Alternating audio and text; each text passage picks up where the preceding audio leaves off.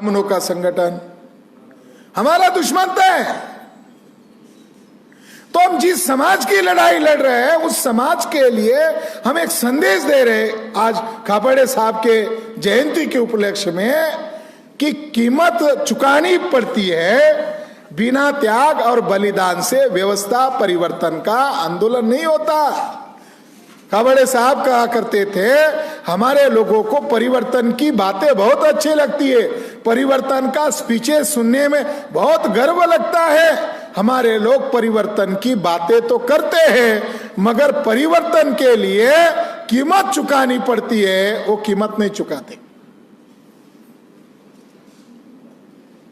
अगर परिवर्तन चाहते हो तो कीमत चुकानी पड़ेगी। कीमत चुकाए बगैर बड़ा लक्ष्य बड़ा परिवर्तन तो होगा नहीं। बुद्धा ने ग्रह त्याग किया, सबसे बड़ा सैक्रिफाइस। इतिहास से अगर कोई प्रेरणा लेनी है, सबसे बड़ा सैक्रिफाइस अपना परिवार, घर परिवार को छोड़ना, राजवाट को छोड़ना।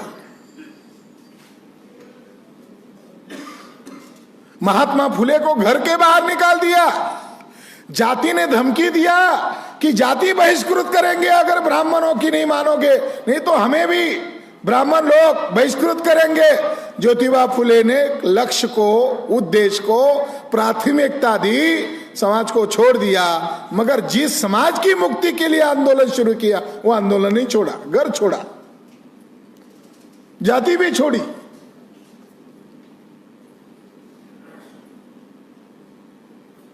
बाबा साहब अंबेडकर को बहुत मानते हो, बाबा साहब अंबेडकर की निजी जानकारी के बारे में कितना जानते हो? उन्होंने कितना सैक्रिफाइस किया। बाबा साहब अंबेडकर कहते हैं हमारा जो कार्य है ये पवित्र कार्य है। हम जिस जाति में पैदा हुए उसका उत्थान करना और तब तक इस कार्य को निरंतर चलाना जब तक हमारा उद्देश्य पूरा नहीं होता। धन्य वो लोग जो अपने इस महान कार्य के लिए अपनी जीवन जिंदगी लगाते हैं और किसी भी बात का परवाह नहीं करते, चाहे मान हो, अपमान हो, चाहे तूफान आ जाए, मगर अपने कार्य के लिए अडिग रहते हैं और इस कॉज के लिए अपनी जिंदगी लगाते। वो लोग धन्य हैं। इसका उनका जीवन इसका मिसाल है कि उन्होंने कैसा कार्य किया। 5 बच्चे हुए, एक लड़की, 4 लड़के मर गए। सैक्रिफाइस अपने जो बच्चे हैं इनका तक सैक्रिफाइस किया। काय के लिए? समाज के लिए। तो बामसेब संगठन काम करने, संगठन बनाने के लिए नहीं बनाया, सैक्रिफाइस करना होगा।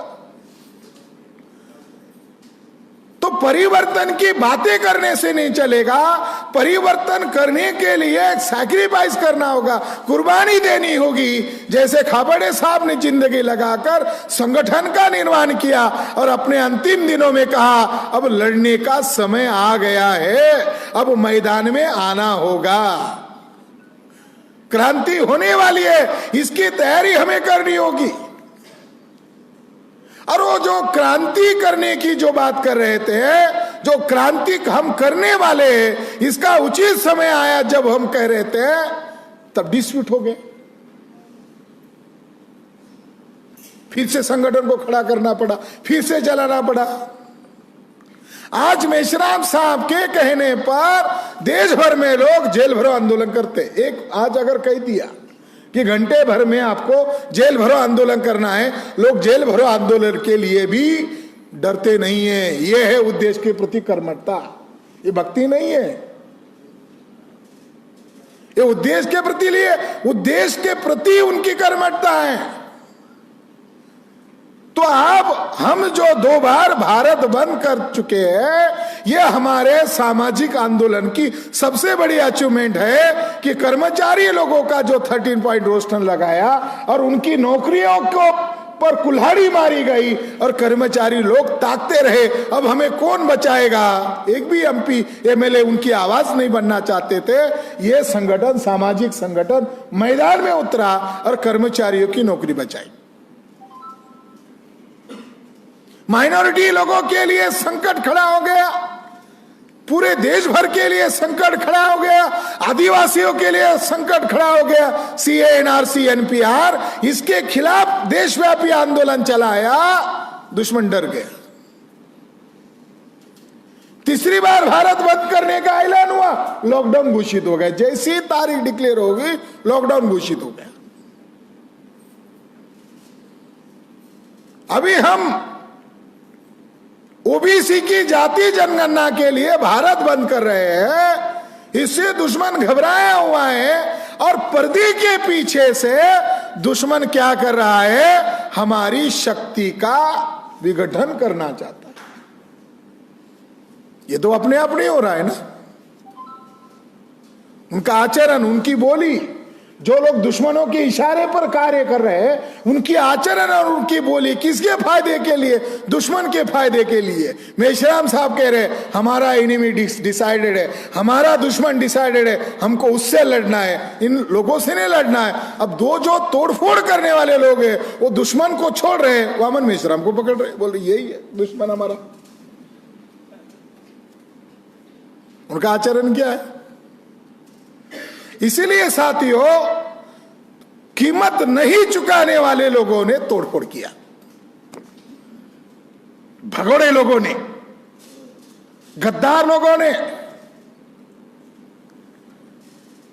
और जो संगठनात्मक इतिहास से जानकारी क्या मिलती है? इतिहास से हमें हमारे दोस्त दुश्मन की पहचान होती है, इससे विचारधारात्मक समझ पैदा होती है।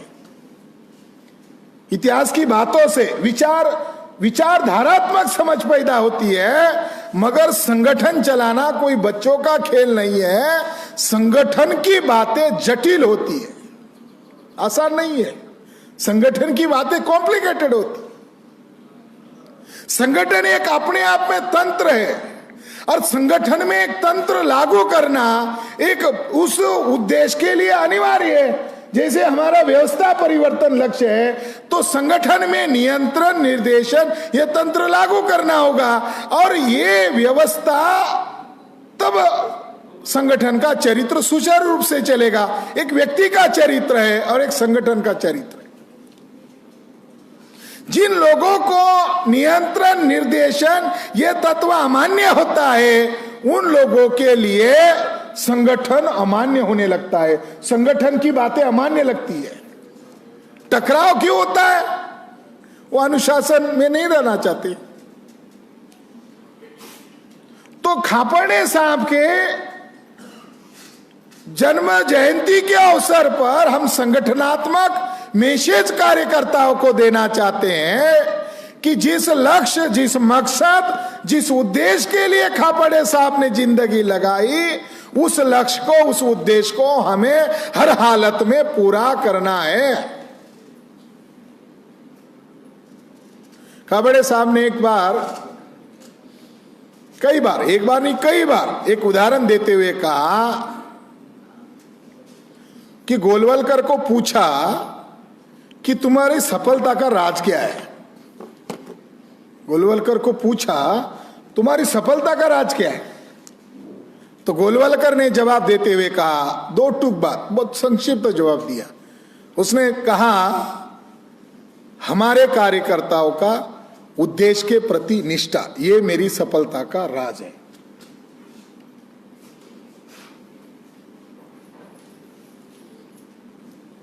वामसिप की विचारधारा है न्याय, समता, समानता और भाईचारा की व्यवस्था निर्माण करना।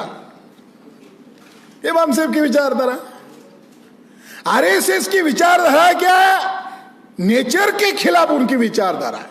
गैर बराबरी को स्थापित करना, वर्ण व्यवस्था को लागू करना, जाति व्यवस्था को लागू करना, महिलाओं को गुलाम बनाना, आदिवासियों का शोषण करना, घुमंतु जनजातियों को जानवरों से भी ज्यादा बदतर बनाना, ये गैर बराबरी की विचारधारा है। मगर दावे से कह रहा है कि मेरे कार्यकर्ताओं की निष्ठा है कॉज के प्रति, उद्देश्य के प्रति। उन्होंने उदाहरण देते हुए कहा एक बार कि मैं धुलिया में गया था, और धुलिया में एक बहुत बैकवर्ड एरिया है जहां सरकारी बस एक आध बार जाती है। वहां मैं गया, उस तहसील का मैं नाम भूल गया, मगर एक तहसील है जहां बहुत ही बैकवर्ड है, और वहां मेरी मीटिंग चल रही थी। और मीटिंग चलते चलते मुझे समय का पता ही नहीं चला। जब मैं बोल रहा था तब मैंने घड़ी की तरफ देखा, तब पता चला कि मेरी गाड़ी अभी थोड़ी देर में आखिरी बस निकल जाएगी। मैंने मीटिंग जैसे वैसे खत्म की, मेरी बैग उठाई और 2 कार्यकर्ताओं को लेकर मैं दौड़े दौड़े बस पकड़ने गया, तो मेरे आंखों के सामने बस निकल गई थी, जा रही थी। मैं दौड़ रहा था, बस रुक नहीं रही थी, बस निकल गई क्योंकि मुझे दूसरे राज्य में जाना था। तो उसी दरम्यान एक नौजवान आया, जिस नौजवान का अच्छा खासा पोशाक था, एक झबली की बैग थी, एक बैग लटकी हुई थी, और वो भी मेरे तरफ आकर कहने लगा बस चली गई। तो मैंने कहा चली गई, मगर खाबड़े साहब को जिज्ञासा हो गई कि ये कौन है। उसके रहन सहन से तो लग रहा है ऊंचे जाति का है, मगर ये है कौन, किस लिए ये मेरी तरह यहां रुका हुआ है। तो खाबड़े साहब ने उसको पूछा तुम कौन हो? तो उसने कहा मैं आरएसएस का प्रचारक हूं। तुम्हारी पढ़ाई क्या हुई? तो बोले बॉम्बे से आईआईटी हुआ, पास हुआ हूं, मगर मैं प्रचारक हूं। तो खाबड़े साहब ने ये उदाहरण बताते हुए कहा कि वो आरएसएस का प्रचारक था, उसका एजुकेशन कितना था, आईआईटी क्वालिफाइड था, और उसको पूछा कि तुम कहां जा रहे हो? मैं मेरे समाज की मीटिंग करने, संगठन की मीटिंग करने के लिए जा रहा था, मगर मेरी बस मिस हो गई। तो खाबड़े साहब कह रहे हैं कि ब्राह्मण लोग अपने वर्ण व्यवस्था, गैर बराबरी वाली व्यवस्था को कायम करने के लिए अपने कॉज के प्रति कर्मठ है, प्रामाणिक है, ईमानदार है। हमारा एससी एसटी समाज, हमारा माइनॉरिटी का समाज अपने कॉज के प्रति ईमानदार क्यों नहीं है? क्योंकि उन्हें विचारधारा की समझ नहीं है, उन्हें दोस्त दुश्मन की पहचान नहीं है, संगठन का अभाव है, केडर की कमी है, प्रशिक्षण की कमी है। इसके लिए हमारे समाज में ये सारी जो लैकिंग है, इसको दूर करने का काम खाबड़े साहब ने किया। साथियों, आज वर्तमान में क्या स्थिति है? इतिहास से हमें विरासत मिली है, इतिहास से हमें कुछ जानकारी मिली है।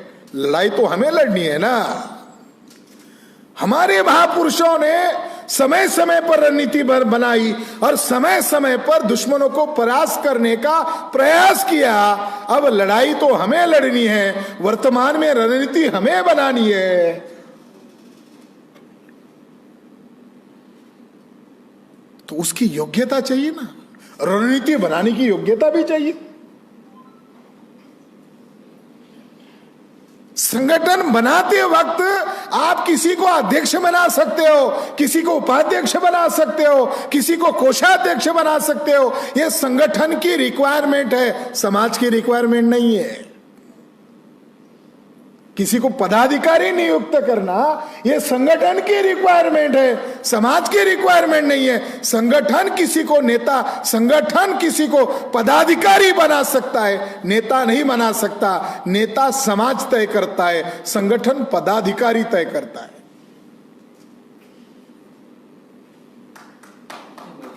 आज बहुत सारा जो नाटक चल रहा है, काय का नाटक चल रहा है? मैं अध्यक्ष हूं। वो संगठन की जरूरत है, फलाने को अध्यक्ष बनाओ, फलाने को उपाध्यक्ष बनाओ। संगठन किसी को पदाधिकारी चयन कर सकता है, समाज नेता का चयन करता है। आज वामन मेश्राम को समाज ने नेता के तौर पर चयन कर लिया है। यह है दुश्मनों का दर्द है। आज तक वामसेप काम कर रहा था, कोई दिक्कत नहीं थी।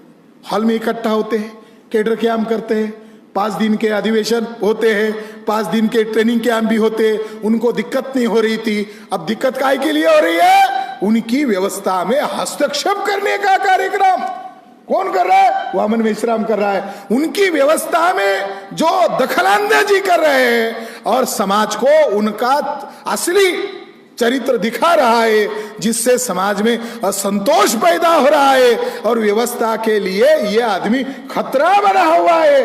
ये है दुश्मनों का असली दर्द।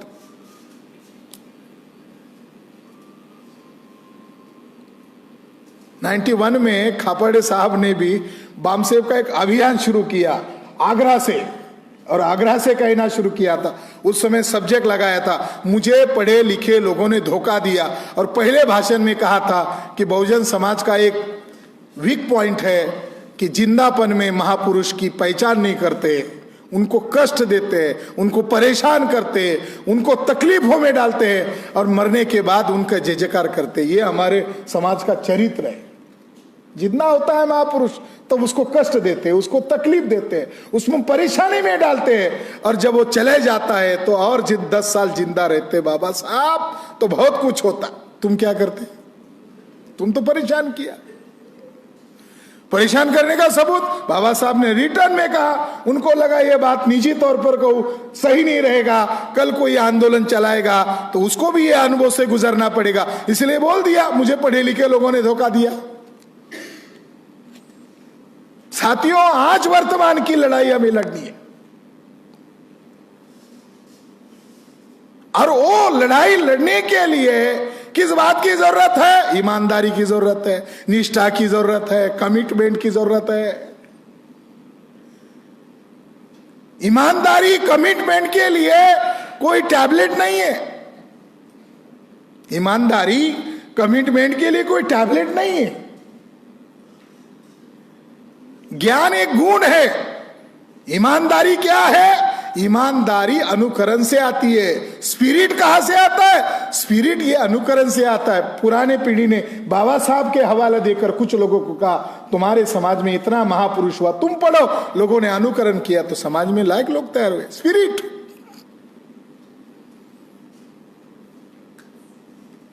खापर्डे साहब ने कहा कि मिलिंद कॉलेज में एक हमारा कार्यकर्ता प्रोफेसर को चंदा मांगने गया, पे बैक टू सोसाइटी बामसेब का अधिवेशन, तो प्रोफेसर ने उल्टा उसको सलाह दिया, क्या अरे काय के लिए घूमते हो, काय को चंदा इकट्ठा करते हो, अपना घर बार संभालो, अपना नौकरी संभालो, ये मत करो, ये होने वाला नहीं है। जो नया नया कार्य करता था उसको लगा मिलिंद कॉलेज का प्रोफेसर है तो इसको कम समझाना पड़ेगा, तो ये जल्दी समझ में आएगा, बल्कि जो नया कार्य करता था उसको हतोत्साहित करके निकाल दिया। अब मेश्राम साहब उधर थे तो वो नए कार्यकर्ता ने हताश होकर मेश्राम साहब को बात बता, उसी प्रोफेसर के पास गए और उसको कहा आपने क्या कहा? फिर उसने वही कैसेट रटना शुरू कर दिया, काय के लिए करते हो, कुछ नहीं होने वाला। तो मेश्राम साहब ने कहा सही है, आपसे बहस करने की क्या जरूरत है, आप मुझे बताइए, बुद्धा ने त्याग कर दिया, फुले शाह अम्बेडकर ने सैक्रिफाइस किया, इसके लिए आप क्या कहोगे? उन्होंने तो जिंदगी लगाया। तुम्हारे सिद्धांत के आधार पर उनकी परीक्षा करोगे तो वो जलील होकर कहने नहीं, ये करना चाहिए। स्पिरिट अनुकरण से आता है, मगर ईमानदारी निष्ठा की बात जो है वो कहां से पैदा होगी? तो साथियों, हमारे उद्देश्य के प्रति जो निष्ठावान है, कर्मठता से लगा हुआ है, उसकी टेस्ट होती है समय समय पर। आज हमारे समाज में अगर किसी से उम्मीद है वो बामसेब से उम्मीद है, बहुजन क्रांति मोर्चा से उम्मीद है, और जितने भी हमारी ऑब्सोल्यूट विंग है उन तमाम लाखों करोड़ों लोगों से आज हमारा समाज हमसे उम्मीद लगाए हुए, होप्स लगाया हुआ है। 31 मई 1991 को न्यू इकोनॉमिक पॉलिसी आ गई। इसके खिलाफ जब शुरू में बामसेब के अधिवेशनों में सब्जेक्ट लगाए जाते थे तो लोग कहते थे कि बामसेब के लोग पागल हो गए, कोई संविधान में छेड़छाड़ नहीं कर सकता, प्राइवेटाइजेशन आ नहीं सकता, संविधान में ऐसा प्रावधान है ही नहीं। 91 से लेकर 2022 तक कितने साल हो गए? 33 साल हो गए। 50 10 और 20 30 32-33 साल हो गए। नालको चला गया, टेलको चला गया, MTNL चला गया, BSNL चला गया, भेल चला गया। भारत सरकार का सबसे ज्यादा एम्प्लॉयमेंट रहने वाला जो क्षेत्र था, जिसके लिए भारत सरकार को अलग से बजट बनाना पड़ता था, रेल विभाग, अब रेल विभाग 100% प्राइवेटाइजेशन हो गया अडानी का। एयरलाइन सर्विस खत्म हो गई।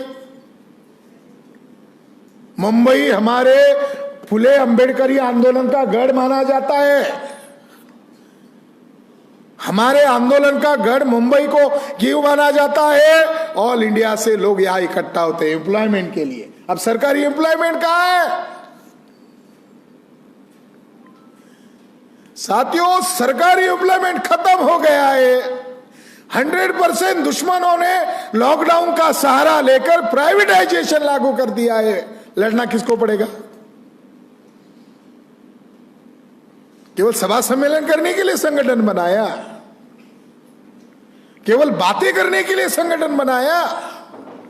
क्या वो लक्ष्य को ध्यान में रखकर समय समय पर आपको रणनीति बनानी पड़ेगी, लड़ना पड़ेगा? इसके लिए मान्यवर वामन मेश्राम साहब लड़ रहे हैं और उनके दांवपेच में, उनके रणनीति में दुश्मन विफल हो रहा है।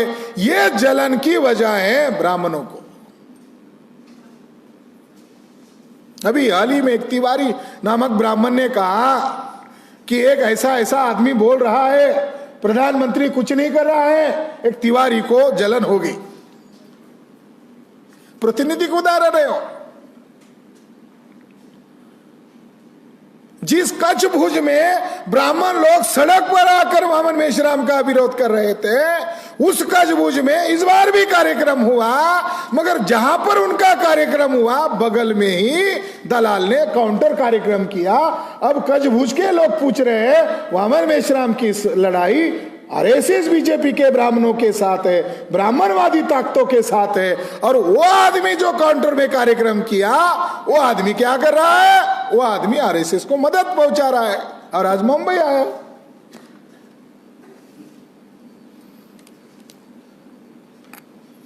अफवाह फैला रहे कांग्रेस से समझौता किया। कहा किया? अकल ठिकाने पर है? बहुत साल तक संगठन के बाहर चले जाने के बाद वो कचरा हो जाता है दिमाग में। खाबड़े साहब कहा करते थे, बहुत देर तक संगठन के बाहर रहने से संगठन के लोग सिद्धांत भूल जाते। अपनी गलती, अपनी कमियां, अपनी नालायकी को छुपाने के लिए ब्लेम लगाने का कार्य कुछ लोग कर रहे हैं। वो ज्यादा देर तक नाटक चलने वाला नहीं है। इस देश में व्यवस्था परिवर्तन होकर रहेगा। और जो खाबड़े साहब ने कहा था दलाल और भड़ों की संख्या बढ़ेगी, बाहर बढ़ रही है और कुछ लोग उन संख्या में बढ़ोतरी कर रहे हैं। मुझे लग रहा है यह संकेत है। अच्छा हो गया, पीठ में छुरा खुपसने वाले लोग और जंगे मैदान में होते, न जाने क्या नुकसान कर देते। अच्छा हुआ। अहमदाबाद में जेल भरो आंदोलन किया और वो गुजराती में पुलिस बोल रहे थे। एक बड़ा नेता हमने जिसको चेहरा बनाया राष्ट्रीय लेवल का, मेश्राम साहब के साथ अंदर तक था, पीछे मुड़ के देखा, कहां है वो मेरा नेता? वो गायब। इसलिए मेश्राम साहब ने कहा गद्दार और भगोड़े, बेवजानी का। तो साथियों, व्यवस्था परिवर्तन करने के लिए भारत बंद की बड़ी तैयारी ऑल इंडिया में हो रही है। आज खापड़े साहब के जन्म जयंती के अवसर पर आप लोगों को ये संदेश देना चाहता हूं कि जो 25 मई को भारत बंद करने की जो तैयारी करनी है,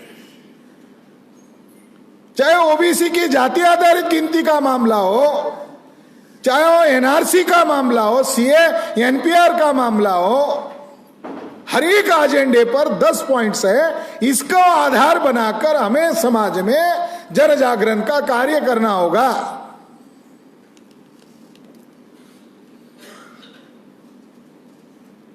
और क्रांति करने के लिए साधन चाहिए, संगठन, वो हमारे पास है। साधन चाहिए ना। हमारे महापुरुषों के पास जो लोग थे वो ज्यादा पढ़े लिखे नहीं थे, ईमानदार थे। ज्यादा पढ़े लिखे नहीं थे। आज हमारे समाज में पढ़े लिखे लोगों का हमने संगठन बनाया, और जब हम ग्रास रूट पर जाते हैं तो आधे घंटे के बाद ही गांव देहात के लोग बोलते, साहब किधर मोर्चा लेकर आने का उतना बताओ। क्यों? उन्हें व्यवहार ज्यादा समझ में आता है, उन्हें फिलोसॉफिकल बातें कम समझ में आती है, सिद्धांत की बातें कम समझ में आती है, मगर उसको व्यवहार ज्यादा समझ में आता है। महंगाई बढ़ गई है, बेरोजगारी बढ़ गई है, किसान आत्महत्या कर रहा है, महिलाओं की इज्जत तक सुरक्षित नहीं है इस देश में, लोकतंत्र विफल कर दिया गया है। तो ऐसे समय में उसको बचाने का कोई रास्ता बन रहा है तो लोग उसके साथ जुड़ते हैं। ब्राह्मणवादी मीडिया ने क्या योजना बनाई? वामन मेश्राम को राष्ट्रीय मीडिया पर दिखाना ही नहीं चाहिए, ब्लैकआउट।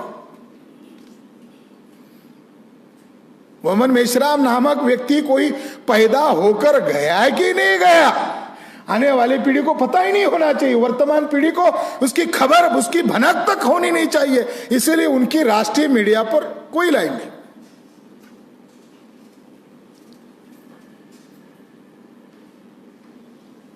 हाँ, उद्देश्य को ध्यान में रखकर योजना बनाई जाती है। हमने उद्देश्य तय किया। क्या उद्देश्य तय किया? वामन मेश्राम साहब का जन्मदिन मनाएंगे। क्यों मनाएंगे? भक्ति करने के लिए नहीं। जो उनका चेहरा हमारे क्राउड बेस, केडर बेस लोगों को मालूम है, केडर बेस लोगों को मालूम है, क्राउड बेस जब तक नहीं आएगा, ये फेस क्राउड बेस जब तक नहीं बनेगा, तब तक वो नेतृत्व के साथ आम जनता कैसे जुड़ेगी? उसको ध्यान में रखकर रणनीति बनाया। तो जो आज दलाली कर रहे, दुश्मनों के साथ जुड़कर जो जुड़े हुए, वो उंगली उठा रहे।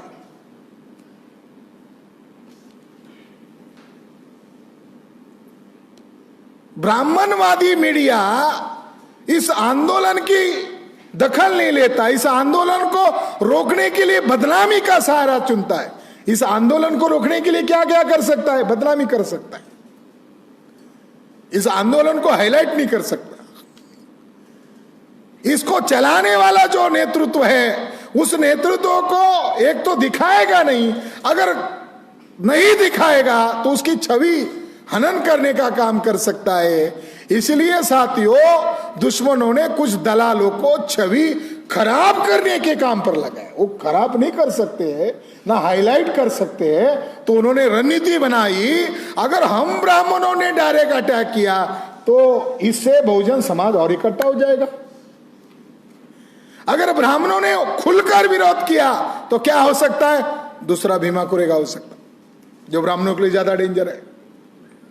ब्राह्मण इस आंदोलन का खुलकर अगर विरोध करे तो ब्राह्मणों के लिए बहुत ही ज्यादा खतरनाक साबित हो सकता है। और कितना खतरनाक साबित हो सकता है? दूसरा भीमा कोरेगा हो सकता है।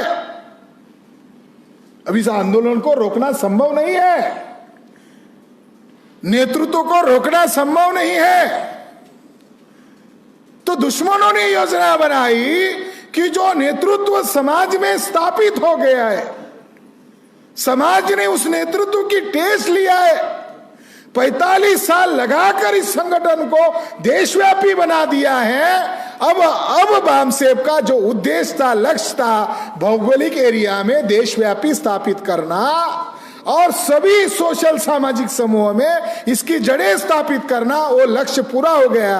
अब बामसेब का लक्ष्य क्या है? अब जनता की लड़ाई लड़ना।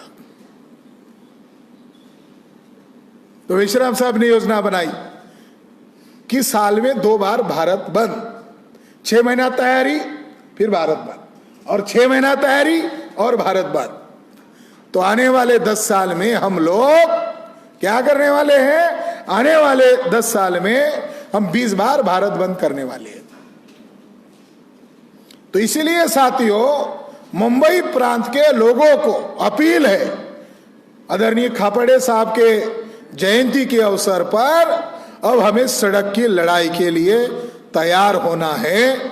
और जब हम समाज की लड़ाई सड़क पर उतर कर करेंगे तो समाज में जो भाव हमारे महापुरुषों के आंदोलन से और हमारे लाखों करोड़ों कार्यकर्ताओं ने जो बामसेब के द्वारा समाज में जो आंदोलन का भाव तैयार किया है, व्यवस्था परिवर्तन की काम शुरू किया है, इसके समर्थन में जनमत खड़ा हो सकता है। ये काम आप करोगे, ये मैं आपसे अपेक्षा रखता हूं। और इस कार्य को करने के लिए अभी हमारे सामने 25 तारीख है। अभी हमारा कोई दूसरा काम नहीं है, अभी एक ही काम है, 25 मई भारत बंद की तैयारी। ऑल इंडिया में इसके अभी दूसरे कोई कार्यक्रम नहीं है, अभी दूसरा कोई हमारा एजेंडा नहीं है, हमारा एक ही एजेंडा है, भारत बंद। आपको अंदाजा नहीं है इसका कितना डर गृह विभाग को हो गया है, इसका कितना डर प्रधानमंत्री को हो गया है। कुछ ऐसी डिमांड है जो उन्होंने अभी डिक्लेयर कर दी, हाँ वो लागू करेंगे, अभी तो हमने आंदोलन शुरू किया ही नहीं। जैसे नीट का मामला, आंदोलन करने के पहले सवाल, पेंशन योजना की खबरें आ रही है, मगर 100% प्राइवेटाइजेशन होने के बाद कौन सी पेंशन योजना रहेगी? 100% जब तुम प्राइवेटाइजेशन करोगे कौन सी योजना रहेगी? सरकार को डर लग रहा है श्रीलंका में जो आग लग गई वो भारत में ना आ जाए। सरकार को, नरेंद्र मोदी को, भोर भागवत को डर लग रहा है जो श्रीलंका में आम जनता ने सड़क में उतरकर जो आंदोलन शुरू कर दिया वो भारत में आया तो BJP supporter Congress, BJP supporter Makpa, BJP supporter Trinamool Congress. Opposition में कौन है हमारे अलावा? अपोजिशन में कौन है? ब्राह्मण का विकल्प ब्राह्मण नहीं हो सकता। ब्राह्मणों के जो दलाल बने गए लोग हैं, सांसद, एमपी, एमएलए, वो ब्राह्मणों की व्यवस्था को मेंटेन कर रहे हैं। इस देश में सही मायने में सच्चे देशभक्त अगर कोई है तो हम लोग हैं। इस देश को बचा रहे, संविधान को बचा रहे, हमारे अधिकारों को बचा रहे। इसीलिए हमारी लड़ाई छोटी लड़ाई नहीं है, मान, सम्मान, स्वाभिमान को बचाने वाली लड़ाई है। साथियों, आने वाले समय में हम जल्द ही जो हमारे महापुरखे आदरणीय खाबड़े साहब, दीना भाना जी और कांशीराम जी जिस उद्देश्य और मकसद से जो संगठन बनाया, वो संगठन जल्द ही इस देश को व्यवस्था परिवर्तन का जो अंतिम उद्देश्य है इसको हासिल करने के लिए हम करीब है। जो ज्यादा उन्माद होता है, जो ज्यादा परेशानियां की जाती है, उससे ज्यादा विद्रोह उभर कर सामने आता है। सारा समाज इस व्यवस्था से परेशान है, इस व्यवस्था को बदलना चाहता है। तो आप लोग कर्मठता के साथ आपके नेतृत्व माननीय वामन मेश्राम जी के साथ डटे रहो। यही हमारे आजादी का नायक है। और खापड़े साहब ने जिसको अपना उत्तराधिकारी नियुक्त किया, जिसको चुना, वही देश का भविष्य है। धन्यवाद।